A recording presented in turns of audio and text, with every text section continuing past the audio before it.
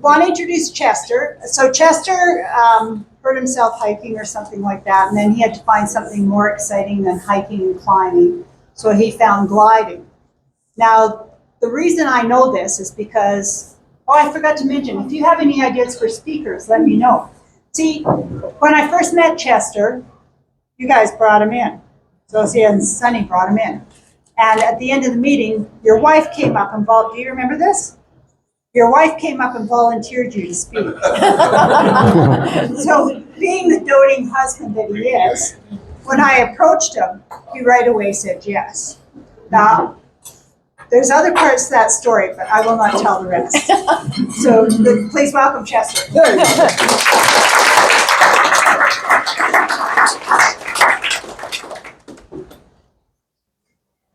Is that on? Yeah. Okay, so audio's okay? Yes. It's 6:05. I'd like to introduce my bird, Foxtrot Zulu Whiskey Whiskey. She's a sailplane. This is similar to paragliders and hang gliders, if you're familiar with those. This is an amazingly huge airplane, 20-meter wingspan, 65 feet. So this is about twice the wingspan of a typical Cessna that you would ride around in. And also surprisingly heavy, almost a ton fully loaded. And she's a two-seater. About 90% plus of the gliders out there are single-seaters. But when I went shopping for a glider, the wife wanted to be able to ride along, so didn't have much choice. The wings come off quite easily, so the entire airplane can be moved by trailer. Normally, I only take the wings off once per year. They're terribly heavy, and it's not a great idea for somebody with a bad back. Do they just clip in? Or? They just clip in, and there's just one big pin that holds them in. A little bit of Velcro? Yeah, a little bit of Velcro. Yeah, there's one tiny little pice of fiberglass that keeps that pin from moving forward. Duct tape. Yeah. Hopes and prayers. I designed and built a special building to store Zulu Whiskey almost fully assembled. This is a problem for gliders because they're just so large that it's easy to spend more on the door to move the glider through than it is on your airplane. And where is this at? I'll talk about that later, but this is all out at the QNIM Gliding Club, just south of Calgary, down by Diamond Valley. And when most people hear I fly a glider, generally they imagine that gliding is about you get towed up by a power plane, a Cessna or something similar.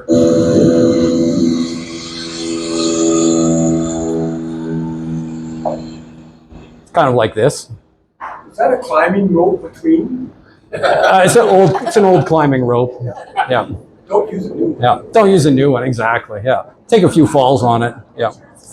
Yeah. And then they imagine that once you release from the tow plane, the glider is going to drift down slowly out of the sky, and it's going to come in for a landing. And this is pretty normal for training flights, but this is not the point of the sport. The point of the sport is to go out and find some rising air and use that to prolong your flight, potentially for hours and hours. So I took this, just to demonstrate some rising air, I took this video of a glider taking off in Poland, just on a hill, and they just roll it down this sidewalk they've got here, and there's a wind blowing up the hill, so all the air around us is being forced up by the hill, and this glider just rolls off into rising air, and away it goes, and it can hang out all day. So this is called ridge lift. It's actually quite rare in Alberta and BC, but all you need is a hill and some wind. People often ask me, is it quiet flying without an engine? And typically it is very quiet at 100 kilometers per hour, just a little bit of wind noise. But the maximum speed for this airplane is 385 kilometers an hour. And the wind really roars at that kind of speed. So I fly out of an airstrip along the Sheep River between Diamond Valley and Okotoks. This is the QNIM Gliding Club. It's all volunteer. There's about 75 members, and there's I think about 20 gliders that hang out down there. The club has 5 gliders for club use, and there's this whole instructional volunteer system that goes on. They also sell introductory rides. Back in 2012, my wife had the idea that instead of going for a short hike in the mountains before my back got sore, we would just, which seemed kind of lame that day, we decided we would stop and see if we could watch a glider operation. And they sold us introductory rides, and I converted that into a memberships the next day, and off we went.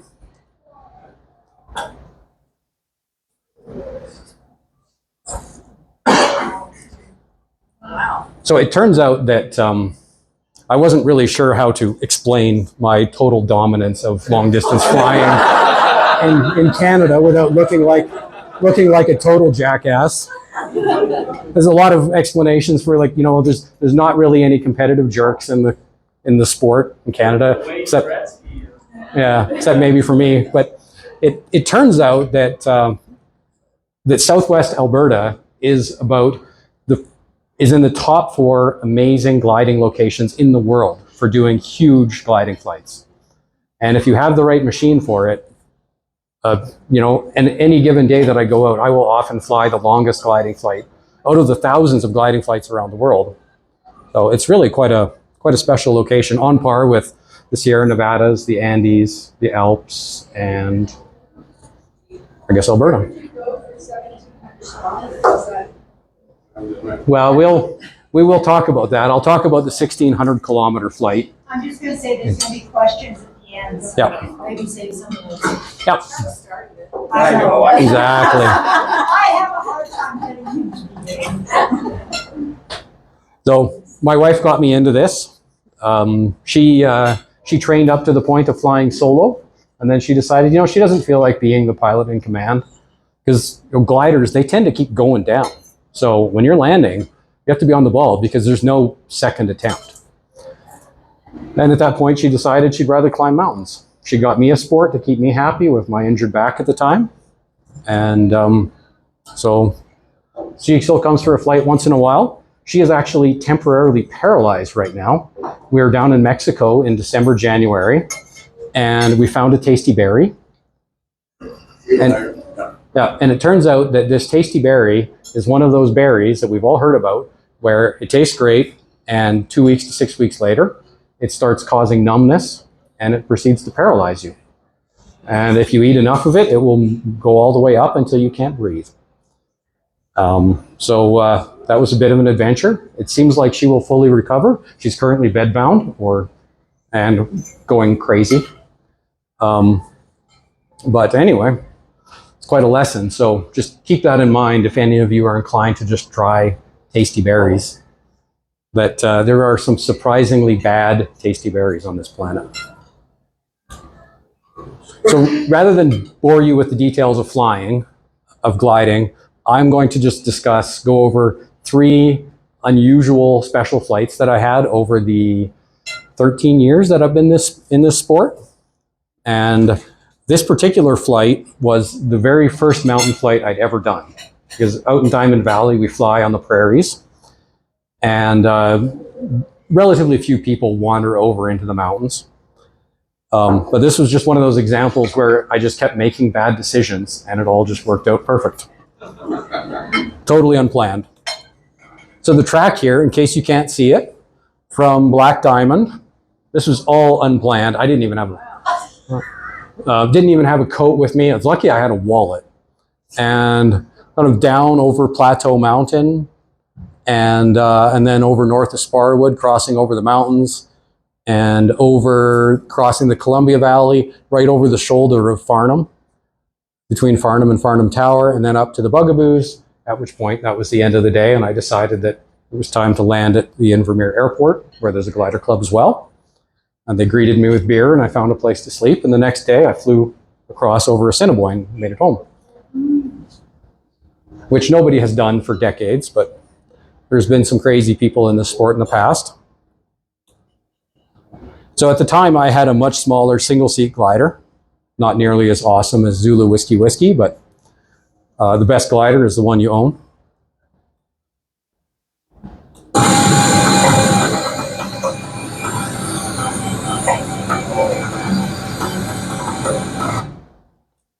So in order to have an interesting flight in a glider, you need to find patches of rising air to lift you up.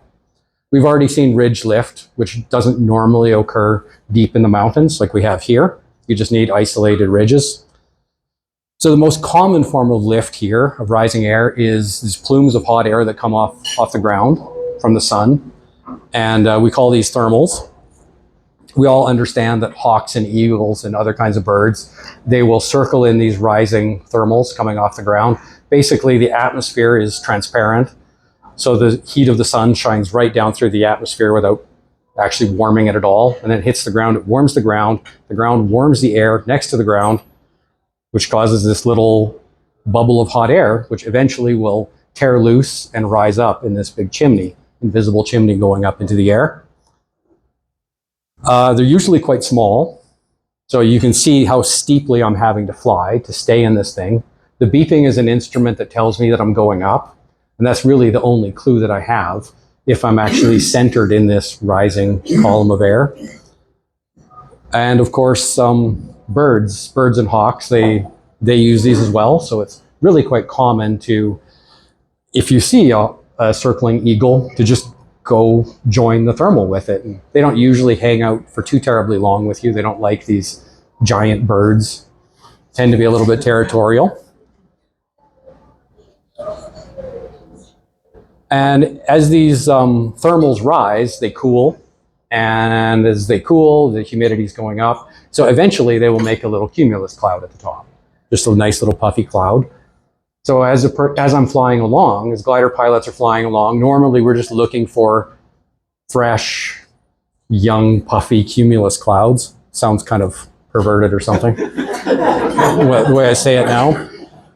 And then you hope that underneath of that, there's still this active updraft, and that will carry you higher. And then once you reach the base of the cloud, or there may be other restrictions, then you just carry on and you go find the next cloud. So on this particular flight, every cloud was amazing. So I just kept going southwest until I had wandered out all the way out over the Bugaboos, just one cloud at a time. This column of air will continue to go right up into the cloud, but it's illegal to fly in the clouds. It's confusing and it's super dangerous, because as soon as we can't see the horizon around us, airplanes are basically unflyable. And I'll just get confused and fall out of the sky and tear the wings off. So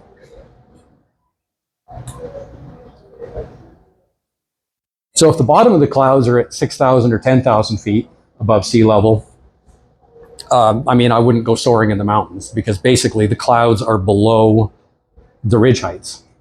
And it's no fun to be down in the valleys. I don't like to go out in the mountains unless the clouds are at least 12,000 feet. So here we have Assiniboine, which is almost 12, I think. And we can see the clouds are still a little bit higher.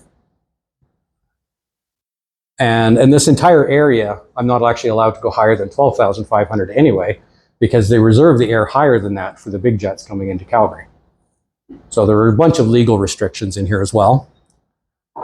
But if you think that cloud is at 12,000 feet, and the ridges are all at 10, 10.5, this means I really only have 1,500 feet of height to play with between being at the top of the cloud and the point where I'm now down in the ridges. And as soon as I'm in the ridges, this all gets way, way scarier. Because, you just have to fly down the valley. And I found this really useful. I found my mountaineering time really useful for flying this, because I would actually know the valleys. Because you think, if I start getting low near Assiniboine, where do I go? If I go toward Invermere, I have to cross the Invermere Ridge. There's Luxor Pass there. In order to find a place to land by Invermere, I could run down Allenby Pass or go over Sunshine out toward the Banff Airstrip. So it's pretty intense in the mountains. It's very, very. I'm very happy when I'm at 12,000 feet, and when I'm at 10.5, it's not fun at all.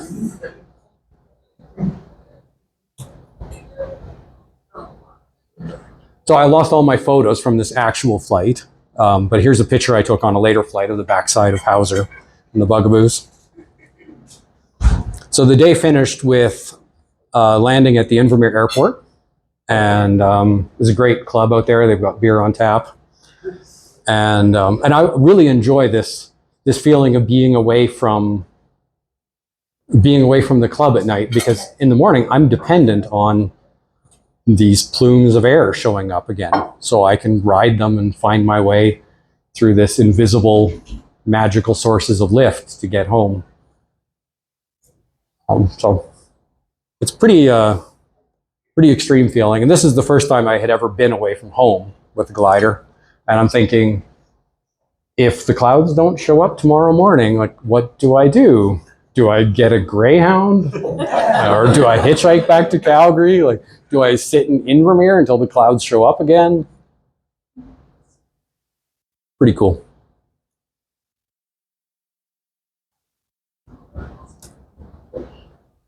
So here's one of the long flights, and which is a very different animal. And it's going to take a little bit to explain what's going on here. Just to orient on this map, this is a forecast. So here's Calgary, here's Revelstoke. So this is a slice at one elevation through the sky, maybe 13,000 feet. And the red is air strongly going up. The yellow is less strongly going up. Green is going down, and blue is really going down. And we call this form of lift wave, which should make sense to you looking at it. It looks like waves in the sky. And yeah, so basically these are bands of air going up, and these are bands of air going down. And you'll recognize this, if you haven't recognized it already, all the time in the sky west of Calgary. This is what it looks like from the ground. So here is one of these waves, one of these yellow-red waves going up right here. This is taken from Claresholm. So over here we have Livingston Range, just on the other side of the Porkies. This is the Porkies right here. And what essentially happens is the air from the Pacific, the Chinook winds, the air from the Pacific comes over at about 100 kilometers an hour, and it drops off the last range of mountains, drops down to the prairies, more or less, and it overdoes it. And depending on the parameters of the air, sometimes it will rebound, and it will rebound way up, potentially up to 40,000 feet. And then it overdoes it as it's traveling east, and it bounces down until it overdoes it, and then it bounces back up. So you just get these waves in the sky. So the air is moving through, but the places where the air is going up and going down stay in the same place. So they're just enormous standing waves in the sky. So from the air, this is the wind, usually about 100 kilometers an hour, is coming from the west to the east, from the right to the left. I'm traveling south here. And all these clouds right here are being driven down and being deleted at 100 kilometers per hour. They look massive, they look permanent, and they're all just going to disappear in seconds as they go down, as this air is forced down. And then somewhere in the middle of this trough, it will level out, and it will start its trip back up again.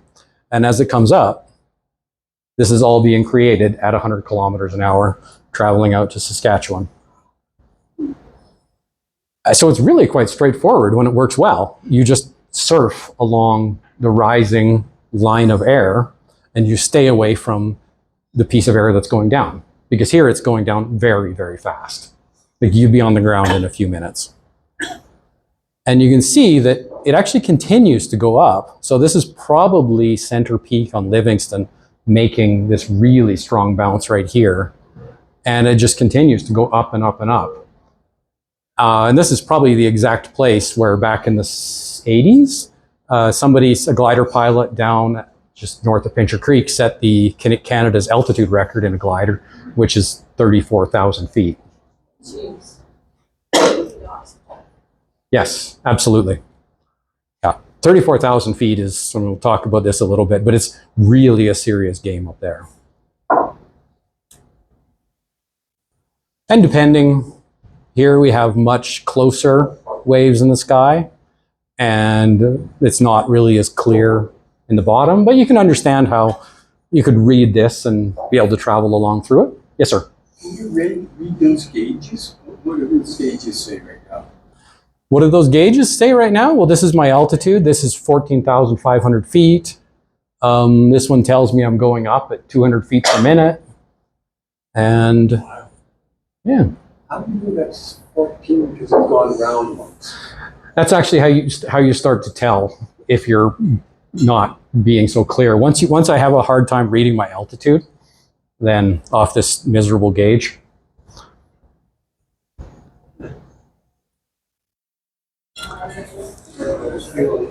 What's that? Where's your fuel gauge? Where's my fuel gauge? Yeah,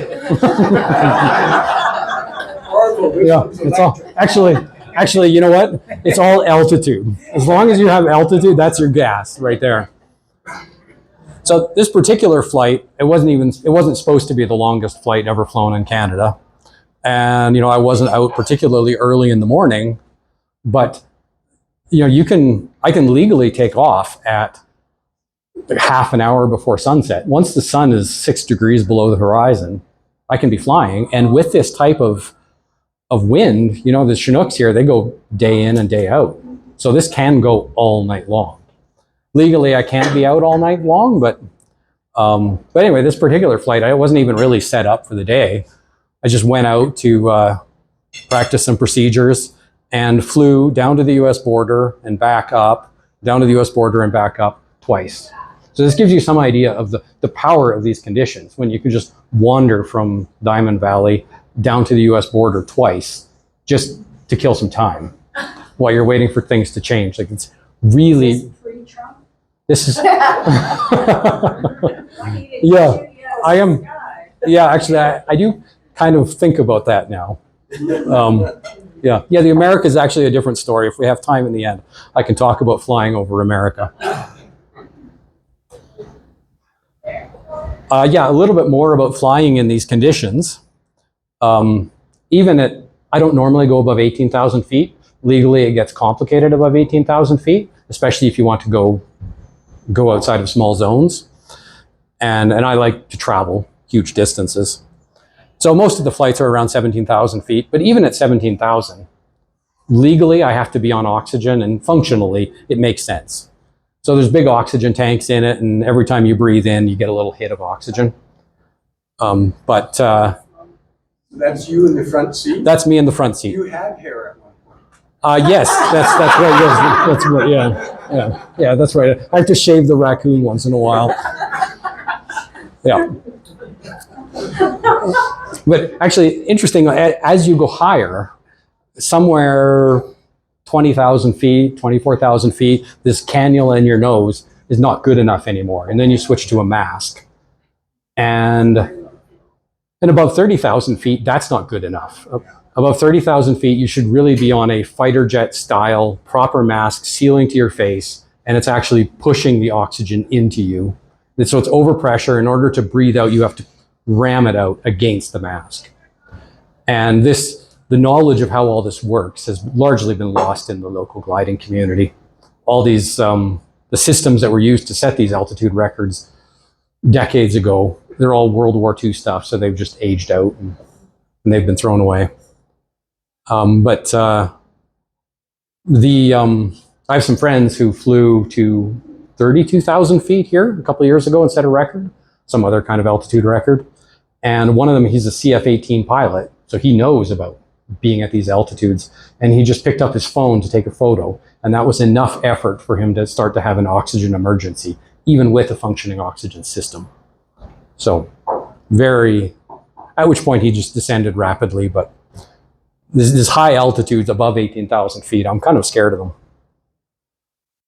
Another obvious thing is that the glider has no substantial source of heat.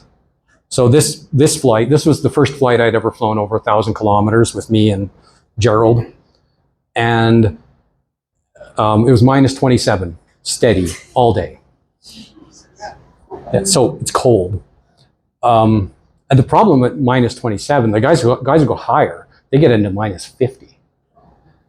But even at minus 27, in order to try to keep the humidity from condensing in this plastic canopy around us, you have to open all the vents. You open the windows, you open the vents, you just have minus 27 air roaring at you all day long to just try to get this humidity out and try to keep some visibility around you. So it's cold. And you do this for fun. And I do this for fun, right.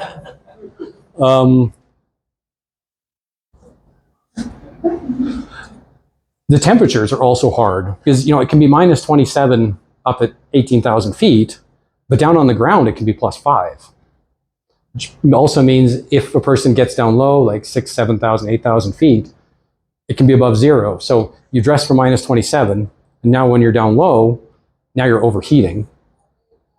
Or, you dress for plus 5 and you freeze to death at minus 27. So this problem of temperature is really challenging.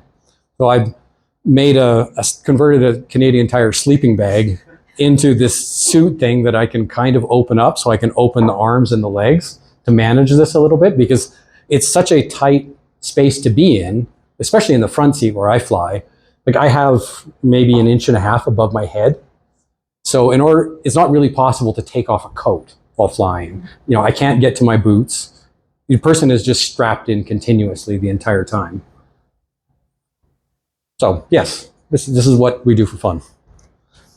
Another challenge is that as you get colder, your body, everything constricts, the arteries constrict, and the body starts to dump liquid. So pretty normal to have to lose 2 liters of urine. And under several layers of clothing, the only way to do that is just diapers, of course. And then, you probably pee 2 liters of liquid into your diaper. You breathe out 2 liters of liquid over a long flight, and then you descend, and now you're dehydrated by 4 liters. And at the end of these flights, I've just started drinking water, and you discover that, yes, I can drink an entire gallon of water and not have to go to the bathroom. Good fun. So on this particular flight, the 1,600 kilometer flight, after going down to the US border and back twice, as I was going back north up toward Highway 40 west of Longview country, I could see that the humidity had gone down a little bit, and a channel had opened up going over Forget-Me-Not Ridge and west of Moose Mountain, and this made it possible for me to run north. And you can really think of these waves as being like a vibration. As this wind blows out across the prairie, it's vibrating, it's bouncing, it has this behavior of a spring. So what this means is that anything that gets in the way of that vibration messes it up. So Forget-Me-Not Ridge and Moose Mountain are both these big obstacles sitting out on the prairie that actually mess with the vibration of this. So this makes them, what you want is Livingston Range, which is just a knife that goes down. And then the Porkies, they're not really substantial, so they don't get in the way. So it's actually quite tricky to go up past Moose Mountain because this vibration gets very weak at that point. That's one problem with going north past Moose Mountain. The other problem is the big jets that are coming into Calgary from the west and that are leaving Calgary going west.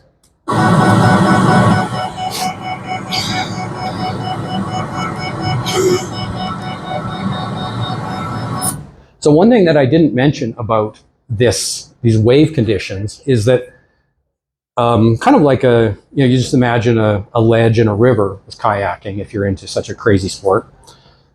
That you have these rotating cells of turbulence in the river that can be extremely rough, and then there's also other portions of the wave that are the water that is extremely smooth. So we see the same thing here, that at the bottom of these portions of the wave, like if you're down at 10,000 feet and below, it's all just rotating masses of turbulence that are actually rough enough to tear Cessnas apart. So that's why when I fly this stuff, I'm always strapped in, because the turbulence can just destroy airplanes. But then as soon as you get up above into the nice part of the wave, it's just totally laminar. and just glass smooth. It's like being in a big jet heading across the Pacific. And you can just hear that in this video. It's just absolutely glass smooth. And down below, terribly, terribly rough.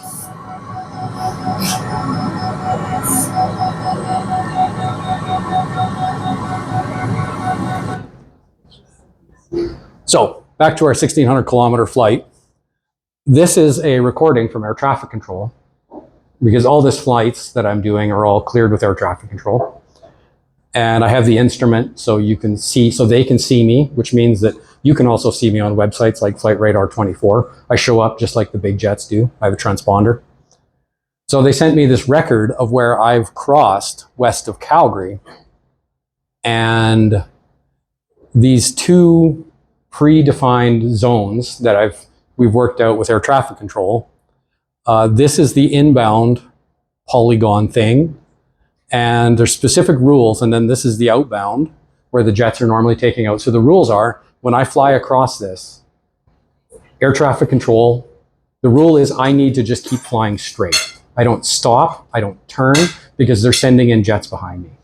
They're basically planning that I'm going to behave like a big jet and just keep going. And this video is a bit of a mess, but we'll just, because it's got a bunch of analysis that they're doing in here as well. But here you can see me at 16,700 feet. And I'll just sweep it forward. So I'm crossing, and we can see jets heading out at the same time. Yeah. Yeah.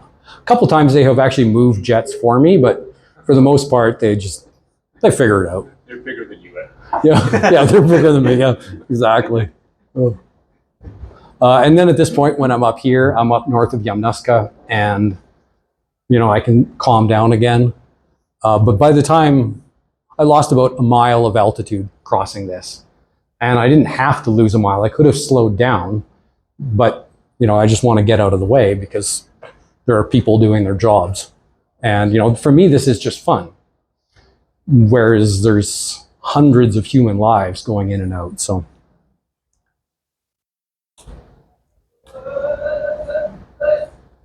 So the amazing thing about this method of flight is that when it works, you just go straight. You just follow this enormous wave in the sky. And so I can fly for hours without ever turning around and seeing what's happening behind me. And because you don't have to turn, you just follow the wave. But all of this air is being replaced at 100 plus kilometers an hour. And the fact that this is all bouncing is just a local parameter of the temperature and the wind and how it's all changing with altitude. So all of this can change just like that.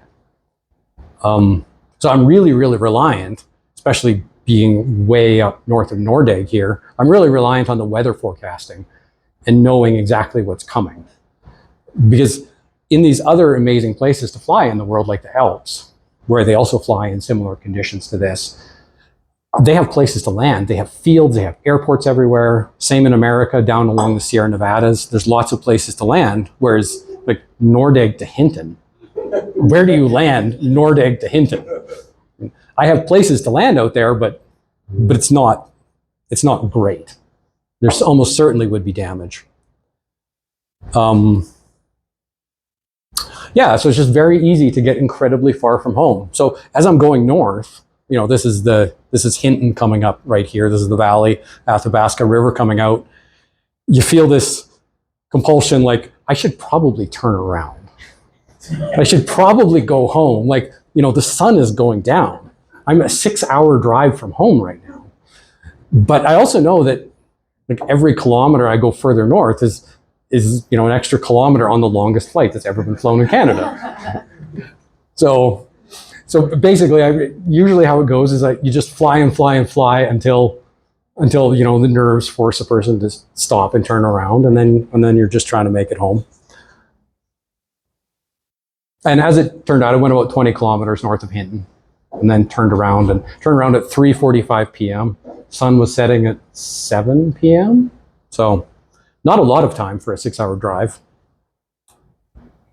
And as it turned out, this It took me an hour and 45 minutes to get home from 20 kilometers north of Hinton to get all the way down to Diamond Valley. So when it works, it is just screaming fast, like 250, 300 kilometers an hour.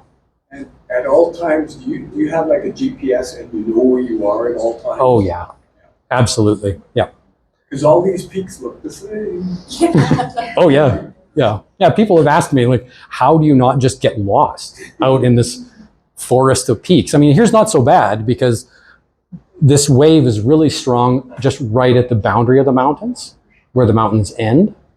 So, I don't normally go deep in the mountains in these conditions, but it would be almost impossible. Like, look at all the clouds out over the mountains. You just get totally lost.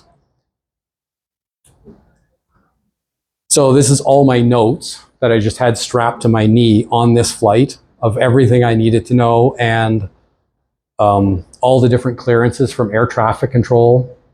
So this is a fair amount. There's a lot going on these flights, in addition to just pushing the stick forward all day and questioning the life choices that leaves a person that far from home over the boreal forest with the sun going down. Right. Okay. So basically, that flight worked out great. At the end of it, if we have time, I can talk about the time I flew to Helena, and air traffic control was calling U.S. Customs to figure out what I was doing there, and then the internet war that got sparked by that. It's pretty cool. It turns out it is actually possible to fly a glider over the United States. There's one guy doing it. Any questions from that? Yes? Do you wear a parachute? Absolutely. Yeah. Although in practice, it's pretty unlikely you would use it. Normally they get used when gliders hit each other and then people are thrown out, and typically they'll have the parachute strapped to the pull cord strapped to the airplane, so the parachute will pull. Because gliders, there are enormous competitions where there are dozens of gliders flying in one thermal at once. So in the competitions, gliders do hit each other, and the parachutes at that point, they save lives. For me, it's really just a back cushion. But I have it anyway, just in case. So this was just this year. Safari is a term in gliding where you take your glider and head out camping day after day. So this is an 8-day trip. In the spring, this is a forecast of gliding conditions. Red is a very good day where you could fly very far, and blue is very bad. You couldn't go hardly any distance. So in the spring, the mountains are all full of snow. So the sun is busy melting all the snow. It doesn't tend to produce amazing updrafts. So the best flying conditions tends to be, at least for thermals, for the updrafts, not for these wave straight line flights. The best conditions for thermal flights tend to be out on the prairies because they warm up quicker and you get all those nice puffy clouds up at 14,000 feet going all the way out to Brooks and Saskatchewan. But as the year carries on, the summer in July, August, it ends up becoming just hot and flat. And there's just not enough energy in the sun to keep heating things up anymore, which is fine. It's already hot enough. But it ends up being not great gliding. And the mountains, they still have all those bowls facing the sun. They still tend to be very high altitude, so it's colder up there and it's easier for the sun to heat. So in the summer, I switched to flying thermals in the mountains. So I promised my relatives in Vernon that I would go visit them with the glider. And this is not it's not really an easy flight to do because normally the prevailing winds are from the west. So if I want to go west, I have to push west into the winds. And then every time I stop to climb, that updraft will be leaning out toward the prairies. So as you're circling back toward Alberta. So it's not really that easy.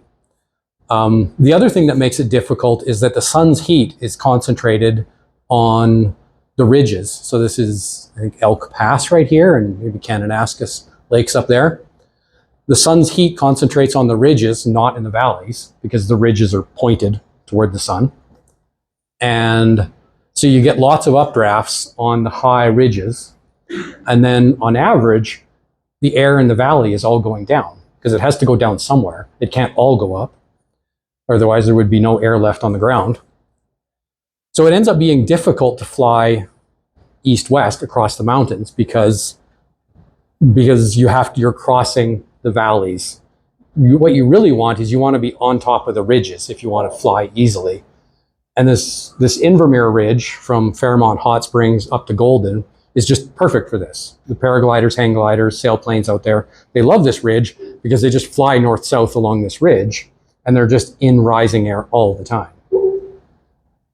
But I like to explore. I don't like to go up and down the same ridge. So I pushed west. And I really enjoy this feeling of exploration, of like ridge after ridge. Okay, now we're headed over the Purcells, crossed over at Invermere and headed out over the mountains. And now this is further than I've ever been before. And just keep in mind, like this is all just based on these invisible updrafts of air. And every time I leave an updraft of air, I'm just praying that the next cloud actually has one. And if you travel to a cloud, it doesn't work. And then you travel to the next cloud and it doesn't work, travel to the next cloud. Like by then, you're down at ridge height.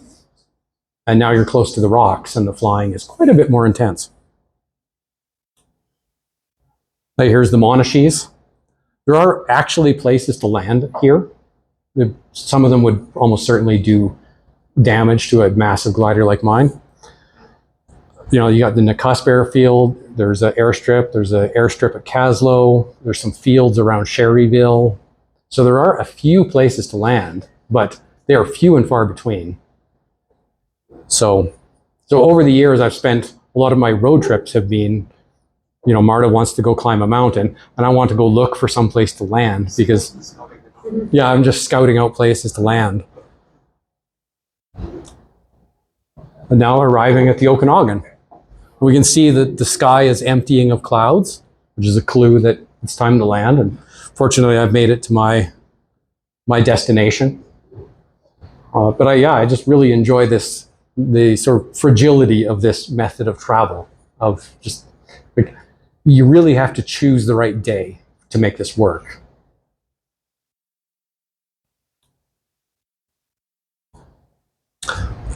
So the next day, on the way back, this is me crossing over Duncan Lake, and here's Jumbo Pass coming up here.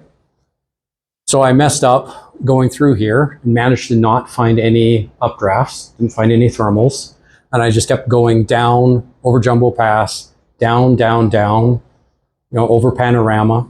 It is Panorama out there, right? Yeah. Yeah. And just, there wasn't any thermals. And the further you get down the valley bottom, the less likely you are to find any more thermals. So you just fly and fly and fly and just trading altitude for distance. And in general, the air is all going down. The airplane actually doesn't descend very rapidly. It descends at maybe 120 feet per minute, just naturally of its own efficient speed of going forward. But the air around you can easily be going down at 300 feet per minute.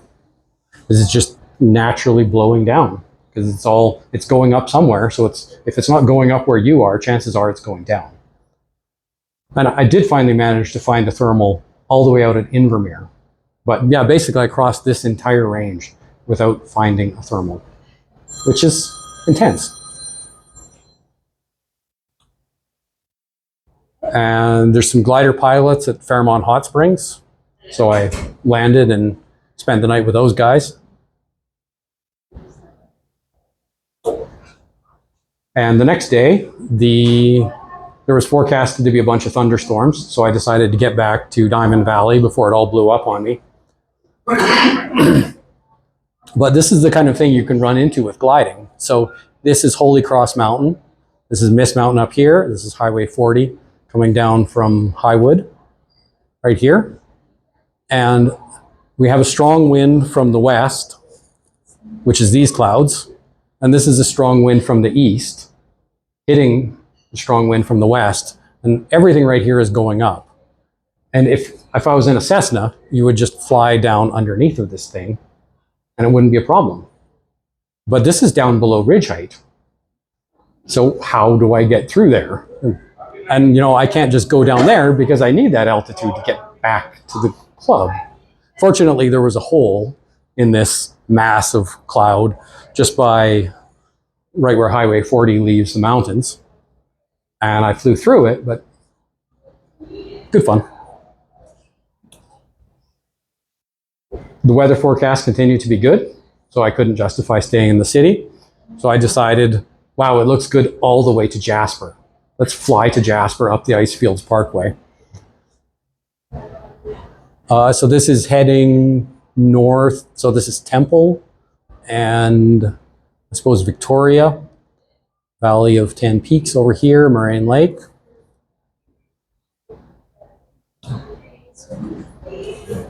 I've never been this far north before, so here's Columbia and Sunwapta Pass, of course.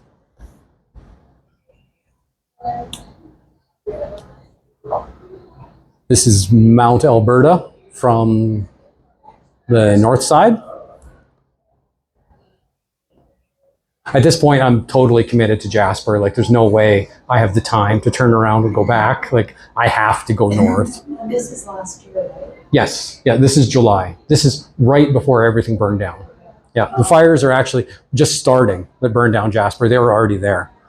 So here I am at the Jasper airstrip a week before the town burned down. But all of this raises the question, okay, you land your huge ass glider at Jasper. How do you get this thing back in the air? Yeah, I mean, I imagine a few of you are wondering about that. So there's something about this airplane that I haven't been telling you guys. It's got a motor. Yeah. And here it is out. So there's a overpriced snowmobile engine in here that burns mixed gas, and it can be folded out, and it has enough horsepower to take off on it. So if I have a decent long runway, then I can take off on my own. I can go camping. Here I am at the Ram Falls airstrip where I just spent the night, and I'm just hoping that, yes? How many feet do you need to take off of that? At this altitude, Ram Falls is high. This is 5,300 feet. So I really need like almost 4,000 at this altitude. Yeah. But like down at Calgary elevation, I'm off in 2,000. But it's longer. It's not a terribly powerful engine. It's not turbocharged or anything like that. It's 68 horsepower at sea level. And it's also not terribly nice. So here it is running.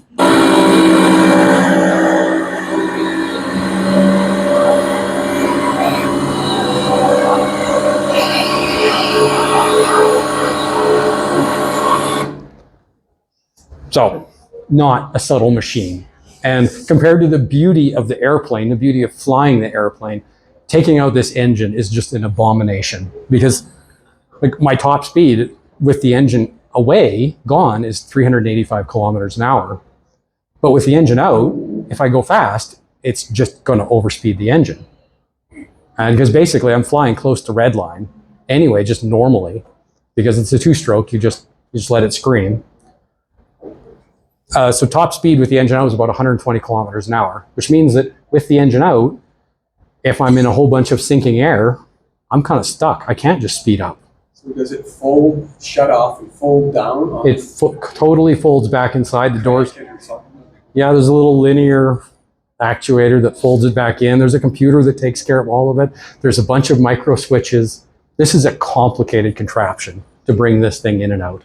Yes? Is this like a personal mod or something that comes with the This is- that you bought? This is something that comes with it. That's made by the German company. I bought this new from the factory. And pretty much all the brand new gliders at this point have an engine like this in it. Some of them are only powerful enough that you can bring it out and limp home in the air. But a lot of them are like this, are powerful enough that you can just take off with it. Does that not weigh like a significant amount that adds Yeah, so compared to the other two-seaters that the club has, this airplane weighs 300 pounds more. So Because of this. because of this, and then you also, now you have to beef up the wings, more carbon fiber in the wings to hold all of this extra weight. So, yeah. The engine doesn't weigh 300 pounds, but by the time it's all said and done, it's heavy. Yes? Where's the fuel store?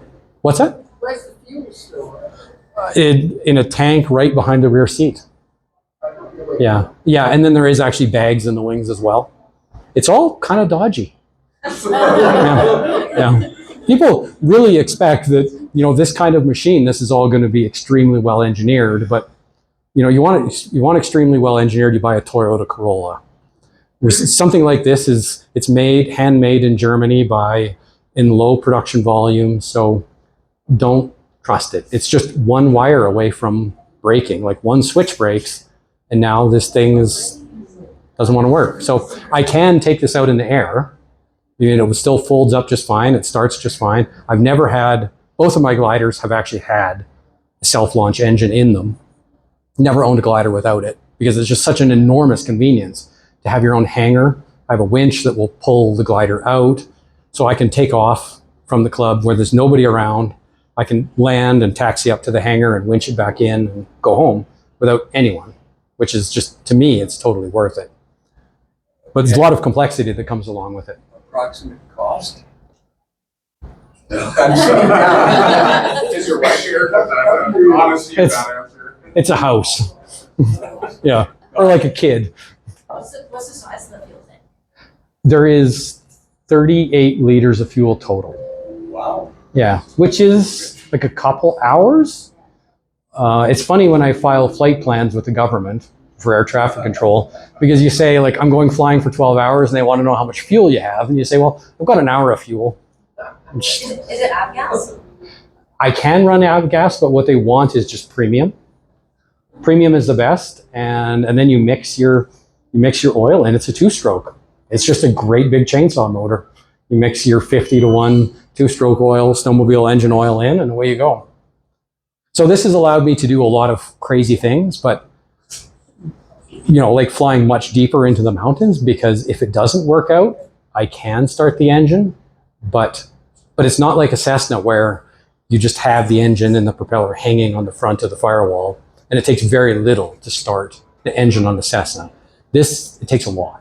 A lot has to go right. Does having the engine give you any problems with the records? Because presumably they want to make sure that you've glided rather than flown, as it were.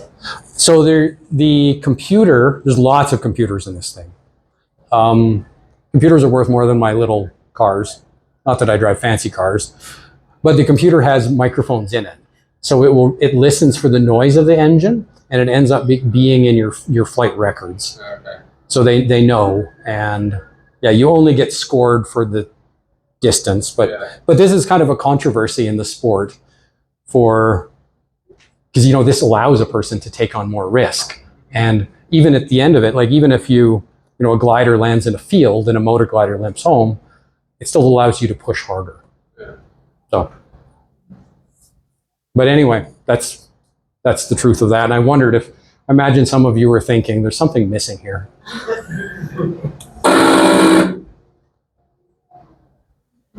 So this particular flight, after taking off at Jasper, I went out and seen Mount Robson, and then I tried to push up to Grand Cache, but there was too many of these high cirrus clouds in the sky. And then I flew down to the Red Deer Forestry Strip, which is just right where the Red Deer River leaves. Had a nice night by myself at the Red Deer Forestry Strip. And the next day I went over to Fairmont Hot Springs.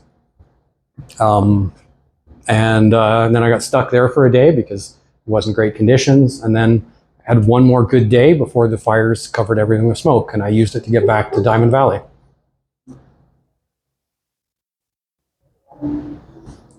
But you get the idea. Would the smoke affect the flight for you? Like, Well, the smoke makes it hard. Eventually, it makes it hard to see the clouds. It also makes it boring, because part of the amazing part of flying in the mountains is just seeing all this gorgeous scenery from high. So To me, it's not worth it once it gets really smoky. Any smoke actually gets in the way of the fun a lot, which has been kind of sad. But Do you always have to follow a flight plan ahead of time? I mean, I'm the only guy in Canada who files flight plans, who flies gliders. And there's just if I need air traffic control clearances, then having a flight plan makes that easier. And the only time I really need air traffic control frequencies is when I'm flying the waves. Because that involves being really high, like up to 18,000 feet, close to Calgary. At which point, they want to have me on the radar. They want to have a unique code for me so they can see me on their screen. At which point I file a flight plan for that. Also, in order to fly into the United States, you need a flight plan as well, which is a whole other class of crazy.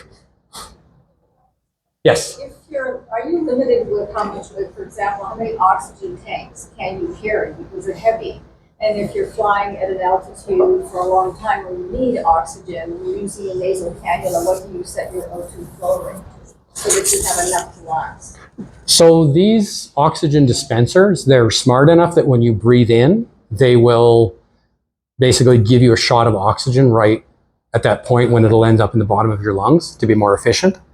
So they're actually really efficient. Like at 17,000 feet, my tanks will last 2 people for 20 hours. You have 2 tanks? So there's 2 tanks. Yep, exactly. So it's not such a problem, but if a person is up at 30,000 feet, and if you were at 30,000 feet and you had like a jet fighter style overpressure oxygen mask, those are way less efficient. You need a lot more air. So being up high, where I'm at, just flying for distance at 18,000 feet, I have a lot of oxygen for what I do. But the other interesting part of that question actually is that the weight is amazing. The glider is better, heavier.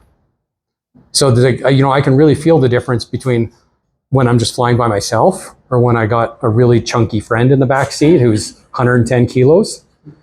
And it's like a knife, like a lightweight knife chopping through bones is just, it sucks. Compared to a heavy knife, it gets it done. So it's a much, much faster airplane. And, that's kind of easy to understand because the heavier you are, I'm trading off altitude for speed and forward distance. And the heavier I am, the more energy is in that meter of altitude. So weight is good, actually. So short of the cost of the plane, Yeah. is there a cost to land at any of these places? Theoretically, you should pay $15 to land at Invermere. I've never actually paid. Vernon was the biggest airport I've ever landed at, and I was kind of wondering if I was going to get in trouble, but nobody even noticed, and I just left, and nobody paid any attention, which is kind of weird. Generally, that's not. Landing at these places is not a big problem. Good. What's your landing speed? Landing speed is normally about 110 kilometers an hour. So it's actually fairly fast. You need to have extra speed in case, a gust of wind comes from behind. And, the gustier, the more unpredictable the conditions are, the faster you need to come in. I would like to be able to land slower, but it's safer to land faster. So How many feet runway? how many feet? Land? 1,500 feet is pretty easy. And is there a brake pedal? Actually, this glider has terrible brakes. Some of the gliders have just amazing brakes that you can get your whole arm on. None of them have any kind of assist on it.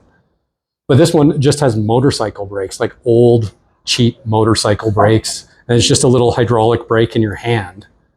And it's really dodgy.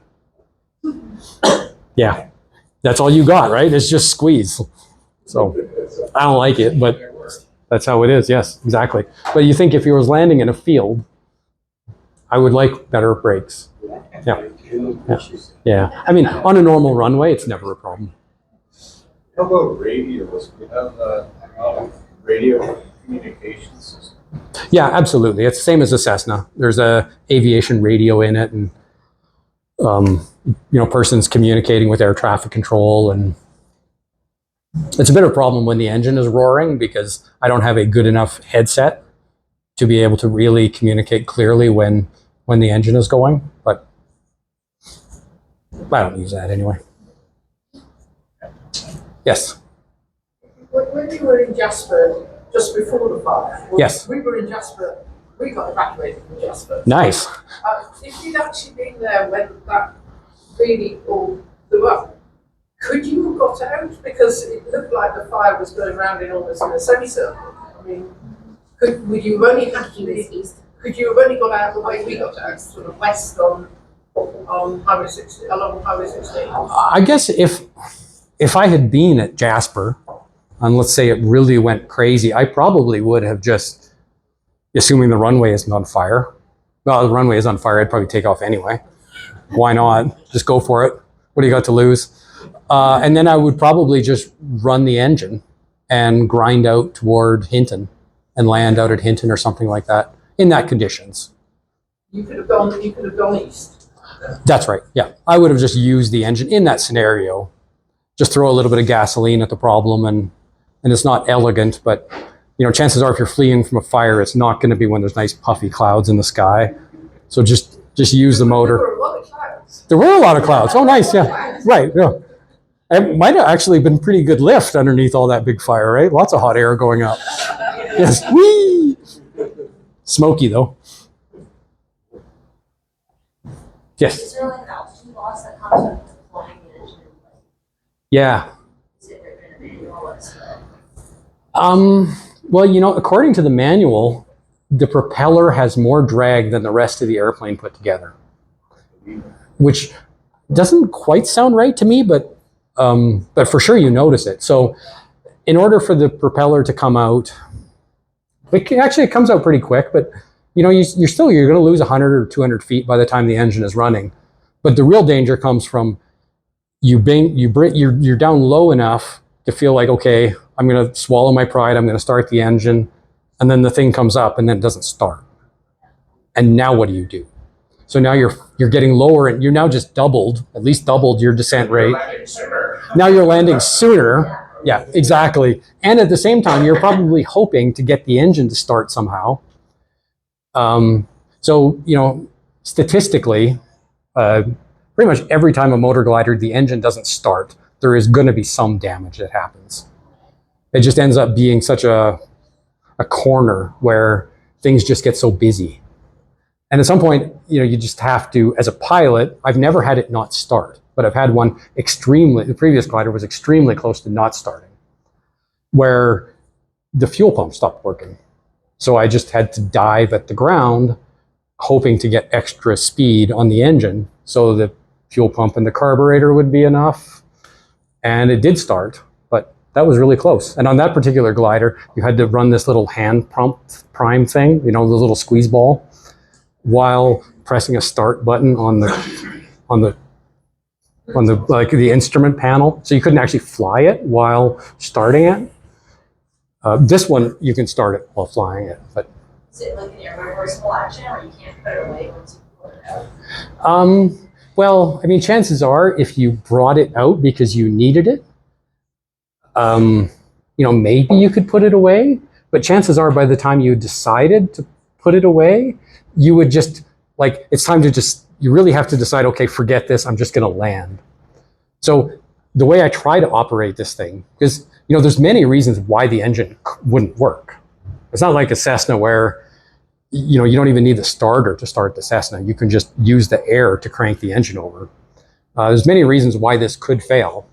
And so what I do to manage that is I have all these fields that I've looked at, I've planned how I would land. And then if I ever need to use the engine, I'd move toward those fields so that I at least have a plan other than crashing in the trees in case the engine doesn't start. So it's a little bit more emotionally easier to just decide, okay, forget this, I'm just going to land. But this is really the bad day, is when the engine decides not to start. Yes. Are you an AMA member? Am I an AMA member? So, like, who taught you how to do all this? Like, Right. Things like, if you got one-seater planes, how do you learn?